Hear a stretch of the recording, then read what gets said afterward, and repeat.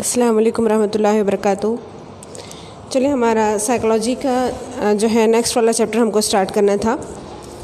अगला हमारा जो चैप्टर है नफ्सियाती बदनज़मियाँ, साइकोलॉजिकल डिसऑर्डर।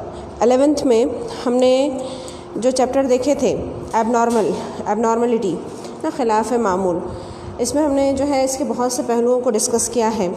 लेकिन चूँकि मैंने उस वक्त भी आपको बताई थी कि ये जो है इब्तदाई एक क्या कहेंगे आप, इब्तदाई मरहला है नफ्सियाती बदनज़मी का ख़िलाफ़ मामूल बर्ताव, एबनॉर्मलिटी। तो अब ये एबनॉर्मलिटी साइकोलॉजिकल डिसऑर्डर में कैसे कन्वर्ट होती है और उसको कैसे अलग अलग डिसऑर्डर्स के नाम से हम जान सकते हैं, इसको यहाँ पर इंशाल्लाह हम एक्सप्लेन करेंगे, यहाँ पर हम देखेंगे। अभी फर्स्ट वन पहले तो हमको ये देखना है कि साइकोलॉजिकल डिसऑर्डर्स हैं क्या, है ना, नफ्सियाती बदनज़मियाँ क्या है। पहले आप ये समझने की कोशिश करें कि एबनॉर्मलिटी क्या होती है ना।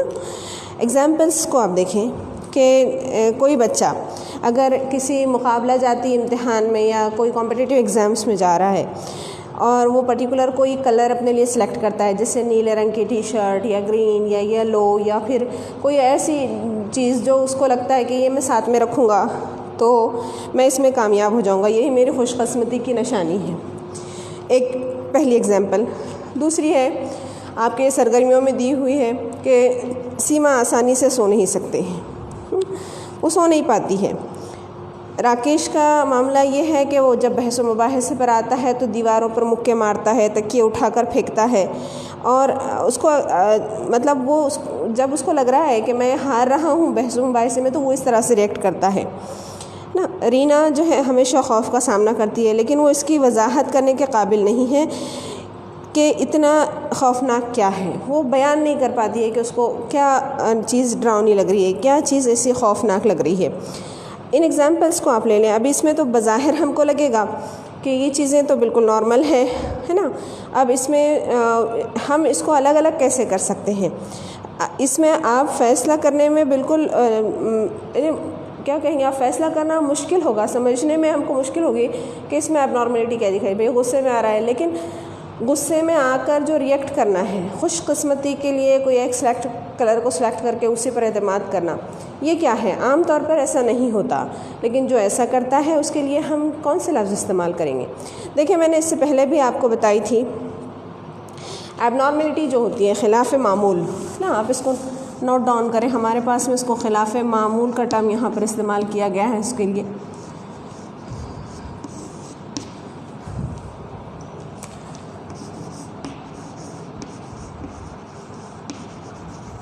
एबनॉर्मलिटी मामूल से हटकर है, नॉर्मल से हटकर एबनॉर्मल। खिलाफ मामूल नॉर्मल क्या है, जो मामला जो आम तौर पर जो रिएक्शन हम अपनी आम ज़िंदगी में देते हैं ये मामूल के मुताबिक है, लेकिन अगर इससे हटकर कुछ हो रहा है तो क्या होगा, खिलाफ मामूल होगा। जैसे मैंने आप लोगों को एग्जांपल्स भी दी थी कि जो है अचानक आप देखें क्लास में सब बच्चे साइलेंट बैठी और एक बिल्कुल हंस रही है ज़ोर से, तो क्या लगेगा, वो बिल्कुल आपके नज़दीक वो आप नॉर्मल मानी जाएगी ना, इसलिए कि एटमॉस्फेयर वैसा नहीं है।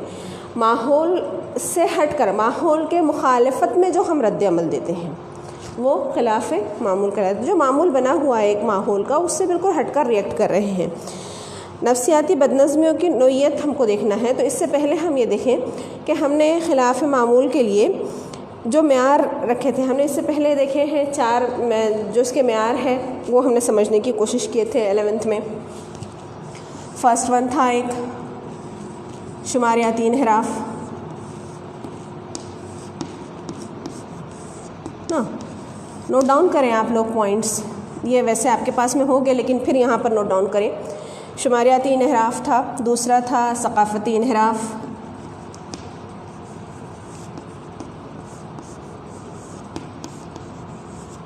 तीसरा था किरदार में नुक्स मुताबिकत,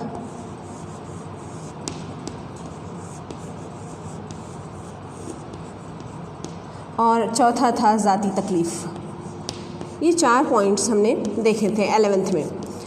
अब इसके मुताबिक कैसा है शुमारियाती इन्हिराफ, जैसे मैंने आपको बताई थी कि एक शख्स है इन जनरल, जैसे हिंदुस्तान का जो एटमॉस्फेयर है, जो माहौल है हिंदुस्तान का, इसमें एक शख्स की हाइट और उसका वेट आप देखें कि एक शख्स की हाइट कितनी होती है। इन जनरल हमारे पास जो एक आम म्यार है वो 5+ का है, 5 से कुछ ज़्यादा होगी, इसको नॉर्मल माना जाता है। 6 भी रहेगा तो कहते हैं हाइटेड है, 5 एकदम जो है औसत माना जाता है हमारे पास में। लेकिन अगर आपको उससे भी कोई कम हाइट का दिखे है, जैसे कि कोई आपको 3-3.5 फीट का दिख रहा है, एक इंसान, एक बड़ा शख्स, क्या कहेंगे आप उसको? नॉर्मल माना जाएगा वो? नहीं, इसलिए कि यहाँ का म्यार क्या है, नॉर्मलिटी यहाँ के लिए क्या है, मामूल के मुताबिक जो चीज़ होती है वो यहाँ पर 5 फीट का है, जिसको आम नज़र से देखा जाएगा ये आम है, इसमें कोई फ़र्क नहीं है। लेकिन जो उससे कम रहेगा उसको भी आप नॉर्मल लेंगे। और अगर कोई आपको 7-8 फीट का इंसान दिखाई दे रहा है, वो क्या होगा? वो भी एबनॉर्मल माना जाएगा। हिंदुस्तान में वैसे ही वेट का मामला भी ले लें, वेट के लिहाज से आम तौर पर हमारे पास में जो माहौल है, वेट जो इसको बहुत ज़्यादा मोटा नहीं कह पाएंगे आप, ये 150 kg है ना। और इससे ज़्यादा अगर आपको मिल जाए, इससे पहले आपने देखे थे एक जो है ईरानी खातून यहाँ पर आई थी इलाज के लिए, 400 किलो उसका वज़न हो गया था। तो ये क्या रहेगा, ये मामूल से हटकर है। यहाँ तो उसको बिल्कुल लोग जो है एबनॉर्मल कहेंगे ना, इसलिए कि यहाँ पर हमारे पास जो माहौल बना हुआ है उसके मुताबिक वो शुमारियाती इनहराफ है। देखें आप इसको शुमारियाती इनहराफ में काउंट करेंगे। हाइट यानी कद का बढ़ना, कम होना, और वज़न, कद का बढ़ना और कम होना, बढ़ना भी और कम होना भी, और साथ ही वज़न का भी बढ़ना और कम होना, ये शुमारियाती इनहराफ, ये भी एबनॉर्मलिटी माना जाएगा। ऐसे ही सकाफ़त जो जिस माहौल में हम रह रहे हैं, तौर तरीक़े, रस्म रिवाज या तर्ज़ ज़िंदगी, अगर उससे हटकर यहाँ पर अपना रहे हैं तो वो सकाफ़ती इनहराफ। आप जिस भी कल्चर में चले जाएं, आपको पता है चूँकि हिंदुस्तान में कई अलग अलग सकाफ़तों के लोग यहाँ पर रहते हैं, तो जनरली क्या होता है, यहाँ पर इतना ज़्यादा फ़र्क आपको नहीं दिखाई देगा, है ना। कोई जो है एक दूसरे के तर्ज़ को अपनाते हैं, एक साथ में रहते हैं तो मुतासिर होते हैं और उन चीज़ों को अपनाने लगते हैं, तो ये चीज़ें यहाँ पर असर नहीं करेगी। लेकिन आप किसी दूसरे सोसाइटी में चले जाएंगे तो वहाँ का एक पूरा अलग कल्चर रहेगा, और आप वहाँ पर जब अपना कल्चर वहाँ पेश करोगे, ये सकाफ़ती इनहराफ रहेगा। किरदार में नुक्स मुताबिकत, एडजस्टमेंट नहीं कर पाना, जैसे कि आपने यहाँ पर एडमिशन लिया है इस कॉलेज में, तो आपने क्या किया, हालांकि आप अलग अलग स्कूलों से, अलग अलग माहौल से आए हुए थे, लेकिन यहाँ पर आने के बाद आपने अपने आप को एडजस्ट करना सीख लिया। वो क्या था आपका? मुताबिकत करना। लेकिन यहाँ आने के बाद एक पर्टिकुलर पीरियड के बाद भी अगर अपने आप को आप एडजस्ट नहीं कर पा रहे हैं तो ये किरदार में नुक्स मुताबिकत हुई। ऐसे ही ज़ाती तकलीफ़, जैसे फ़िज़िकली कुछ माजूर हो जाना, कोई अपाहिज हो जाना, कोई एक्सीडेंट में किसी चीज़ का जो है डिस्टर्ब हो जाना, आँख नहीं होना या हाथ टूट जाना या किसी और ऑर्गन का डिस्टर्ब होना, ये होता है ज़ाती तकलीफ़। ये भी इंसान को नॉर्मल से हटकर बर्ताव करने के लिए तैयार कर देती है, उससे भी इंसान नॉर्मल से हटकर बर्ताव करता है। ये खिलाफ मामूल के ये जो है हमने ये इनहराफात 11th में भी देखे थे, और चूँकि मेरा जो चैप्टर शुरू हो रहा है साइकोलॉजिकल डिसऑर्डर, तो उसमें यहाँ पर इसको एक मरतबा इसका इआदा करना ज़रूरी था। उसमें और एग्जाम्पल्स भी मैंने बहुत सी देखी थी, आप उसको भी पढ़ें, उन एग्जाम्पल्स को भी यहाँ पर समझने की कोशिश करें। अब हम देख रहे हैं नेक्स्ट वाला हमारा जो टॉपिक रहेगा कि इसके मेयार क्या है। ये तो बहरहाल हमने वो देखे हैं कि साइकोलॉजिकल डिसऑर्डर्स को इन हिस्सों में हम समझने की कोशिश कर रहे हैं, लेकिन एबनॉर्मलिटी का मेयार क्या है। मेयार के लिए जो है इस्तेमाल हुई है जो चीज़ें, वो 4 Ds का कंसेप्ट इस्तेमाल हुआ है। 4 Ds 4D। फर्स्ट वन, पहला है हमारा डेवियंस इनहराफ,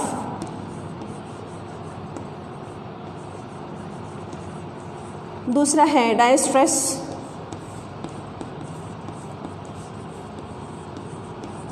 थर्ड वन, तीसरा है डिसफंक्शन,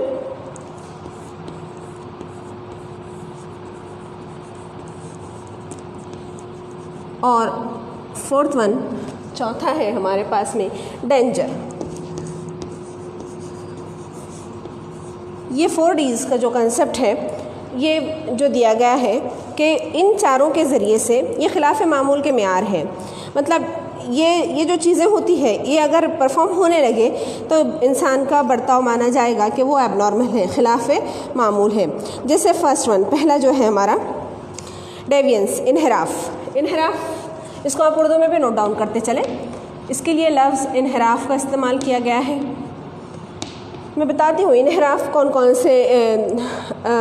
कौन से पहलुओं में इनहराफ यहाँ पर है। स्ट्रेस, रंज, है ना, हमने देखे हैं ये तकलीफ़ दह दबाव के लिए भी इस्तेमाल हुआ है। इसको नोट डाउन करें आप, ये तकलीफ़ दह दबाव, ठीक है। डिसफंक्शन, नुक्स मुताबिकत, काम, नुक्स फ़ाल कहा गया है इसको, नुक्स फ़ेल, काम का जो है मुतासिर होना। और डेंजर, ख़तरा या खौफनाक, ये इसके लिए टर्म इस्तेमाल किए गए हैं। इस तरह के अगर बर्ताव में कोई चीज़ें आ जाती हैं तो ये समझे कि ये जो है एबनॉर्मलिटी है। एबनॉर्मलिटी को 4D से जो समझने की कोशिश करना है वो यही है कि कौन सी चीज़ें होगी। जैसे इनहराफ के लिए देखें आप, यहाँ पर जो लफ्ज़ इस्तेमाल हुआ है इनहराफ में, उसको नोट डाउन करें। यहाँ पर रहेगा कि जो है फर्स्ट वन, इनहराफ यानी नफ्सियाती जो बदनज़मियाँ या अवारिज़ हैं उनमें इनहराफ, इसमें इख्तलाफात आएंगे, इंतहा आएगी, इस्तिस्नाई और क़दीम हैत आएगी, ये चीज़ें इनहराफ में आएंगे। उसके बाद दूसरा जो है रंज, इसमें नाखुशगवार और फ़र्द और दूसरों को मुस्तरिब कर देने वाला काम, है ना, ये रंज। मैंने जैसे कहा आपसे तकलीफ़ दा दबाव भी है, जैसे दूसरों को जो है तकलीफ़ पहुंच रही है या दूसरे उससे मुतासिर हो रहे हैं या ख़ुद भी इंसान उससे मुतासिर हो रहा है। उसके बाद जो तीसरा है नुक्स फ़ाल, नुक्स या नुक्स फ़ाल, इसके लिए इस्तेमाल हुआ है कि जो रोज़मर्रा की जो सरगर्मियाँ होती हैं हमारी, इसको अंजाम देने में कमी रहना, इसकी जो अहलियत होती है इंसान की रोज़मर्रा के कामों को करने की, वो उसमें नहीं रहना। और जो हम कंस्ट्रक्टिव काम करते हैं, तामीरी काम करते हैं, मतलब फ़ायदामंद करते हैं, वो वैसा नहीं कर पा रहा है। और जो फोर्थ वन है डेंजर, ख़तरा, यानी ये ख़तरनाक सूरत हाल दूसरों के लिए भी और फ़र्द के लिए भी। देखिए आप यहाँ पर क्या आया, इनहराफ। जैसे मैंने आपको बताया इनहराफात, हमने 4 इनहराफ देखे हैं। अब ये रहेगा तकलीफ़ देना, ख़ुद को भी तकलीफ़ दे रहा है, दूसरों के लिए भी तकलीफ़ का बाज़ बन रहा है, ऐसा इंसान भी एबनॉर्मल कहला रहा है। डिसफंक्शन, काम सही ढंग से नहीं कर पा रहा है, कंस्ट्रक्टिव नहीं कर रहा है, तामीरी नहीं कर रहा है, रोज़मर्रा के जो काम हो रहे हैं उसमें भी वो कामयाब नहीं हो पा रहा है। और फोर्थ वन है ख़तरा, दूसरों के लिए भी ख़तरनाक साबित हो रहा है और ख़ुद के लिए भी। दरअसल ये क्या कहेंगे आप, ये तारीफ़ एक साइकोलॉजिकल डिसऑर्डर्स को समझने के लिए एक अच्छी शुरुआत फ़राहम करती है ना। इससे क्या होता है कि हम बेअतदाली को समझते हैं, नफ्सियाती बेअतदाली को तलाश कर सकते हैं और ये समझने की कोशिश करते हैं कि किस तरह से इनहराफात हो रहे हैं। जैसे समाजी इनहराफ से हटकर भी कुछ चीज़ें हैं। एक इंसान का बेअतदाल किरदार ऐसा अमल है जो समाजी मेयार से हटकर है। माहिर नफ्सियात का कहना है कि बेअतदाली बर्ताव महज एक लेबल है जो ऐसे तर्ज़ अमल को दिया जाता है जो समाजी उम्मीदों के ख़िलाफ़ होता है। मतलब एबनॉर्मलिटी, बेअतदाली, इसको यहाँ पर खिलाफ मामूल का लफ्ज़ भी इस्तेमाल किया गया है इसके लिए। ये दरअसल एक ऐसा लेबल है बर्ताव को, यानी हमारे बर्ताव को इंडिकेट कर रहा है कि ये जो है किस तरह से समाज में एडजस्टमेंट नहीं कर पा रहा है, जो समाज में जो डिमांड्स होती है उसको वो फुलफ़िल नहीं कर पा रहा है ना। अब इसके लिए देखें आप कि बहुत से थेरीज़ इसमें आई है ना, और बहुत सी चीज़ें यहाँ पर हैं। लेकिन अब आपको जो टॉपिक्स में आ रहा है उसकी तरफ हम चलते हैं कि अब हमको जो अगला टॉपिक देखना है, नफ्सियाती बदनज़मियों की नोयत देखना है। अब यहाँ तो नफ्सियाती बदनज़मियाँ क्या होगी, उसके जो है क्राइटेरियाज़ क्या होंगे वो हम देख रहे हैं। अब यहाँ पर हमको नोयत देखना है। नोयत के लिए भी 4 मरहले तय किए गए हैं। 4 मरहलों के लिहाज से जो है इंसान काम करता है। एक नॉर्मल इंसान क्या होगा, एबनॉर्मल क्या होगा, ये हमको यहाँ पर देखना है इंशाल्लाह।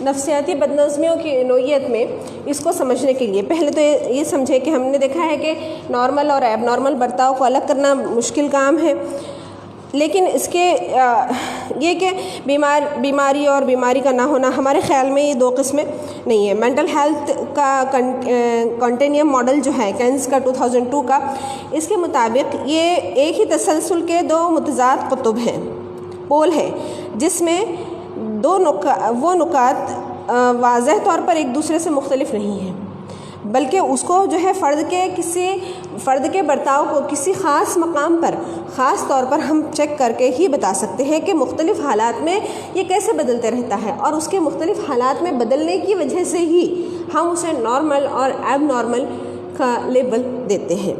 तो अब इस बेहतर कौन सा होगा और किस तरह से बर्ताव बिगड़ेगा, इसको चेक करने के लिए चार मराहल पेश किए गए हैं जो इंसानी सेहत, इंसान की दिमागी सेहत की निशानदही करते हैं। तो अब इसमें देखिए मरहले दिए हुए हैं,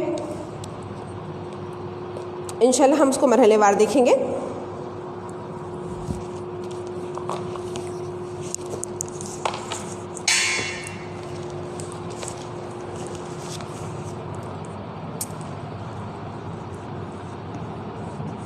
मरहला नंबर 1, ठीक है, मरहला नंबर 2,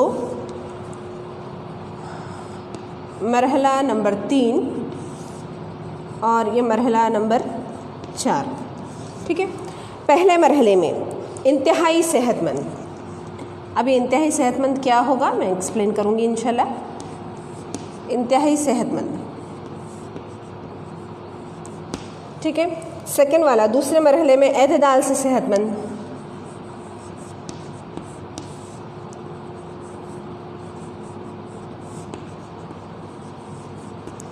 तीसरे मरहले में मोतदिल गैर सेहतमंद, मोतदिल भी रहेगा बाज़ औक़ात और ये गैर सेहतमंद।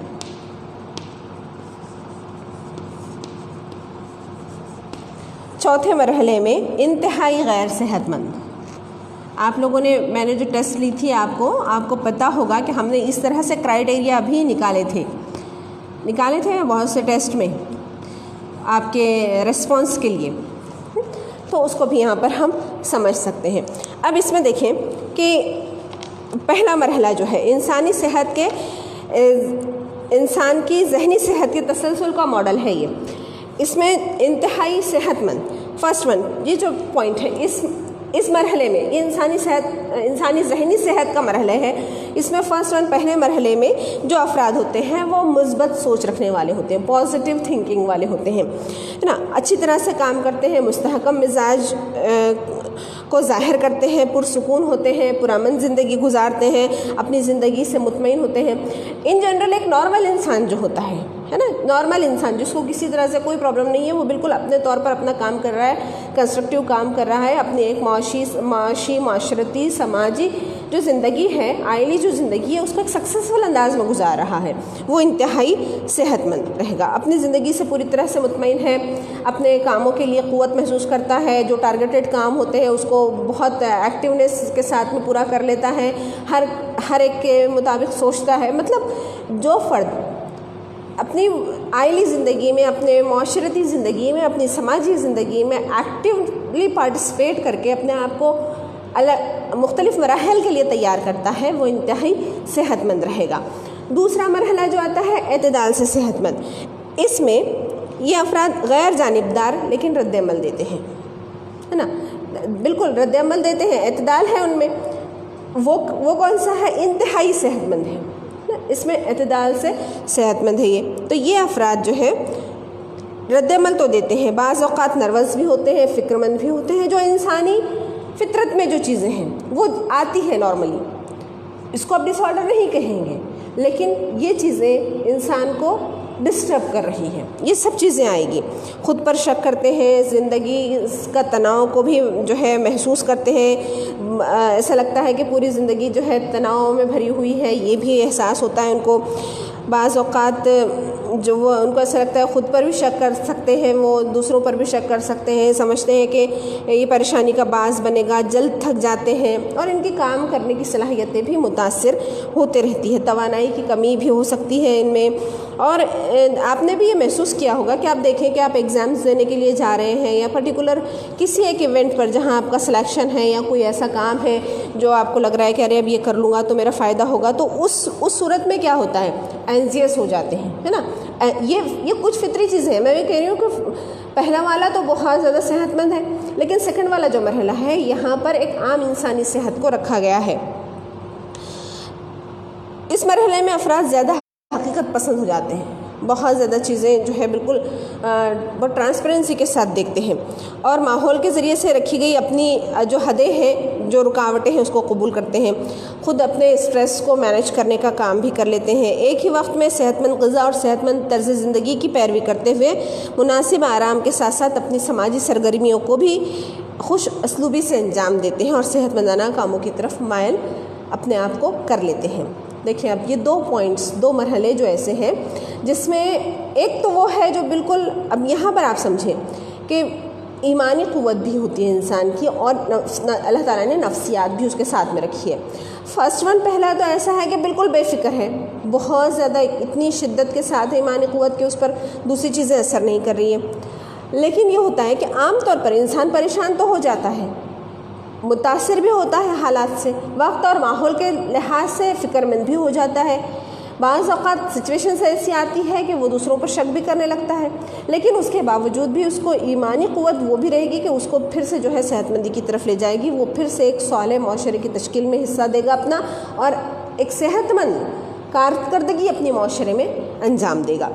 थर्ड वन जो होता है, ये होता है मोतदिल गैर सेहतमंद। जो लोग इस तीसरे मरहले में होते हैं उनमें नफ्सियाती बदनज़मियों के आसार दिखाई देते हैं। जैसे मैंने आपको इससे पहले भी कहा था कि एंजाइटी जो है, एंजाइटी को माना गया है कि ये नफ्सियाती बदनज़मियों की जड़ है ना। खौफ, फोबिया, ये इब्तिदा होती है और जब वो इंतहा को पहुंच जाए तो वो साइकोलॉजिकल डिसऑर्डर में तब्दील हो जाती है। अब ये इंतहा को मुख्तलिफ मराहिल में पहुंचेगी, अलग अलग लिहाज से पहुंचेगी। अब ये जिस लिहाज से, जिस शिद्दत के साथ उभरेगी, वो उस तरह से फिर उस एक बदनज़मी की तरफ आएगा और वो वहाँ पर उसको जो है डिस्टर्ब करेगी। अब यहाँ पर आप देखें कि नफ्सियाती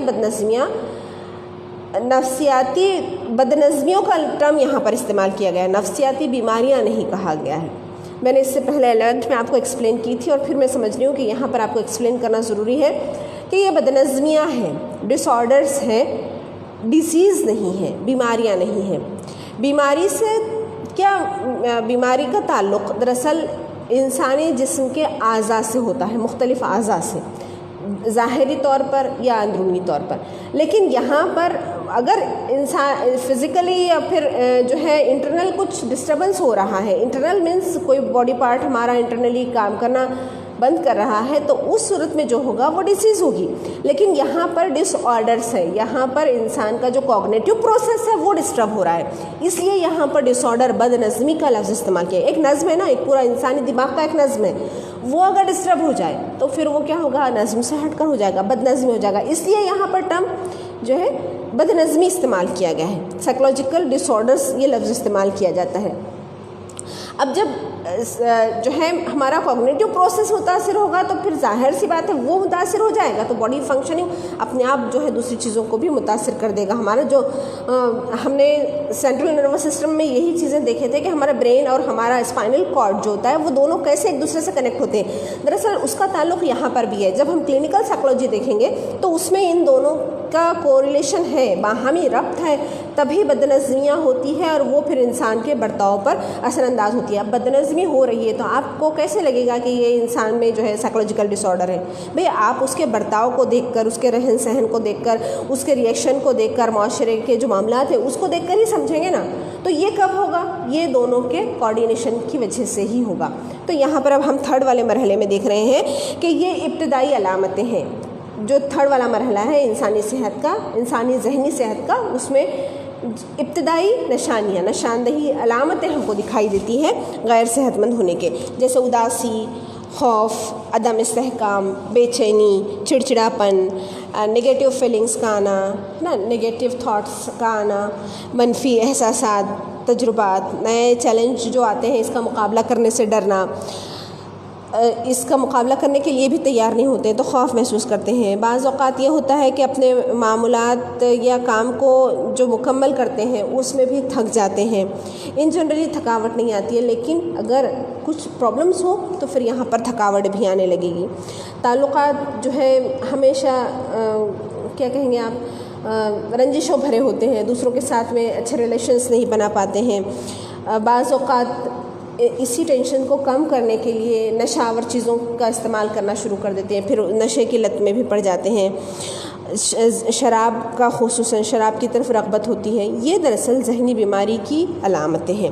फिर भी नतीजा खेज़ और मुनासिब तरीक़े से काम कर सकते हैं, लेकिन उसे करना उन्हें बहुत मुश्किल लगता है। इतना सब होने के बाद भी उनको ऐसा लगता है कि हम जो है नतीजा खेज़ मतलब प्रोडक्टिव काम करेंगे, कुछ ना कुछ रिज़ल्ट बेसिस पर काम करेंगे, लेकिन फिर भी उनके लिए बहुत मुश्किल होता है। तनाव की ये हकीकत है ना, इसकी बुनियादी वजह जानकर और जज्बाती मदद से ऐसे अफराद बीमारी का मुकाबला कर सकते हैं। उन्हें या तो ख़ानदान और दोस्तों की जज्बाती मदद चाहिए, यहाँ पर अब उसको दूसरा कुछ नहीं चाहिए, इमोशनली सपोर्ट चाहिए। देखिए, ये तीसरा मरहला इसीलिए है कि पहला और दूसरा मरहला तो सेहतमंद है, लेकिन जब इब्तदाई मराहल हमको समझ में आ जाए तो फिर यहाँ पर बग़ैर किसी ट्रीटमेंट के हम समाज में रहते हुए सोशल सपोर्ट के ज़रिए ही उसको बैलेंस कर सकते हैं। तो ये जो होता है कि यहाँ पर उसको फिर अपने ख़ानदान या दोस्तों से जज्बाती तौर पर अगर मदद मिल जाए, उसको कोऑपरेशन मिल जाए, उसकी हौसला अफजाई हो, तो ऐसा शख्स रिकवर हो सकता है। बाज़ औक़ात ये इस मरहले में उसकी जो ओकेशनल एबिलिटीज़ है वो भी मुतासिर होती है, वो भी यहाँ पर डिस्टर्ब होती है।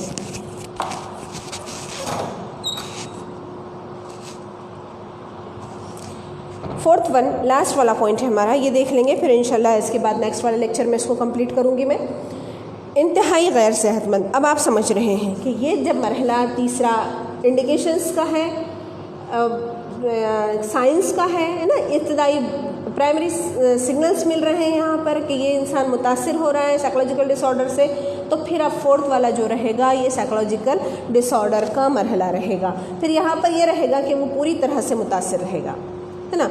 ये यहाँ पर ये चीज़ें हैं, तो आप इसको जो है इसकी जो अलामतें हैं लास्ट वाले की, ज़हनी और जज्बाती तौर पर परेशान, समाजी तौर पर इंतहाई परेशान और ख़राबी का मुज़ाहरा करते हैं, अपने पेशा वाराना जो काम होते हैं इनकी भी देखभाल नहीं कर सकते हैं, समाजी तौर पर लोगों से ताल्लुकात नहीं बना सकते हैं, और जो इन तीनों शोबों में होता है वो इससे हटकर यहाँ पर कुछ काम करते हैं। ये जो हमारा बेसिक पॉइंट्स थे, इसके नोट्स आप बनाएं, आपके लिए होमवर्क है, इस पर जो है 11th के पॉइंट्स भी आप इसमें इंक्लूड करें, और यहाँ पर इसको जो है फिर हम नेक्स्ट वाले लेक्चर में आगे के पॉइंट्स को समझने की कोशिश करेंगे। लेकिन आप मुझे कमेंट बॉक्स में इसके पॉइंट्स बनाकर बताएंगे। जज़ाकल्लाह खैर।